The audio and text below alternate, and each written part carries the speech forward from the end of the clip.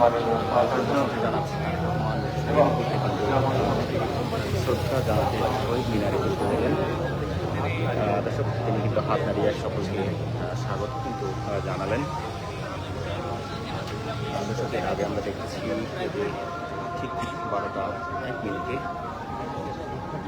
রাষ্ট্রপতি মোহাম্মদ শাহাবুদ্দিন চুপ্পু ইতিমধ্যেই তিনি শ্রদ্ধা জানিয়েছেন এবং আমরা দেখতে পেলাম যে প্রধানমন্ত্রী জনাব তারেক রহমান ইতিমধ্যে শহীদ মিনারে প্রবেশ করেছেন এবং ভাষা শহীদদের প্রতি শ্রদ্ধা নিবেদন করবেন।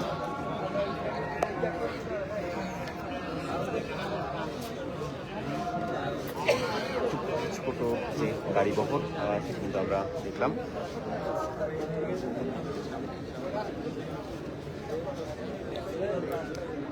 দর্শক, আপনাদের জানিয়ে রাখি যে বিরোধী দলীয় নেতা আমিরে জামাত ডক্টর শফিকুর রহমান এই প্রথমবারের মতো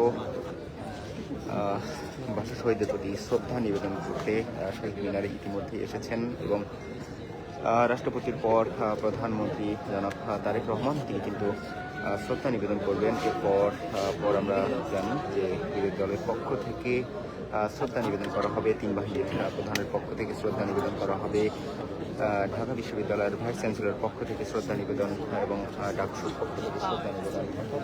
পরপরই কিন্তু আমরা জানি যে সমস্ত শ্রেণী পেশার মানুষের জন্য উন্মুক্ত করে দেওয়া হবে এই শহীদ মিনার।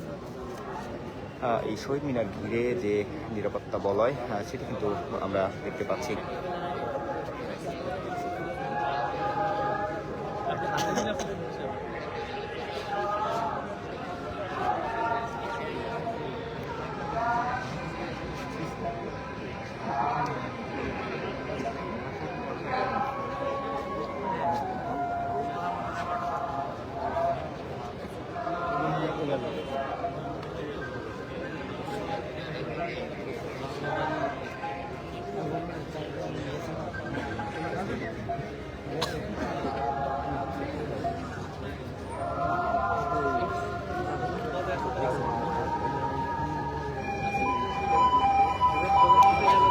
দর্শক, আপনারা দেখতে পাচ্ছেন যে রাষ্ট্রপতির শ্রদ্ধা নিবেদন শেষে তিনি কিন্তু এই মুহূর্তে শহীদ মিনার ত্যাগ করছেন।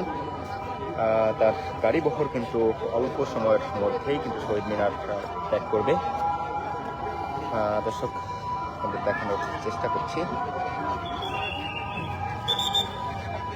দর্শক, আপনারা দেখতে পাচ্ছেন যে রাষ্ট্রপতি মোহাম্মদ শাহাবুদ্দিন চুপ্পুর গাড়ি বহর সেটি কিন্তু এই মুহূর্তে শহীদ মিনার যাচ্ছে। মাননীয় প্রধানমন্ত্রীকে অভ্যর্থনা জানালেন ঢাকা বিশ্ববিদ্যালয়ের মাননীয় উপাচার্য অধ্যাপক ডক্টর নিয়াজ আহমেদ খান এবং মহান শহীদ দিবস আন্তর্জাতিক মাতৃভাষা দিবস উদযাপন কমিটির সমন্বয়কারী অধ্যাপক ডক্টর মোর্শেদ হাসান খান। দর্শক, এই মুহূর্তে কিন্তু প্রধানমন্ত্রী জনাব তারেক রহমান শ্রদ্ধা নিবেদন করবেন। এর আগে রাষ্ট্রপতি মোহাম্মদ শাহাবুদ্দিন চুপ্পু শ্রদ্ধা নিবেদন করে শহীদ মিনার ত্যাগ করেছেন। উপস্থিত রয়েছেন ঢাকা বিশ্ববিদ্যালয়ের মাননীয়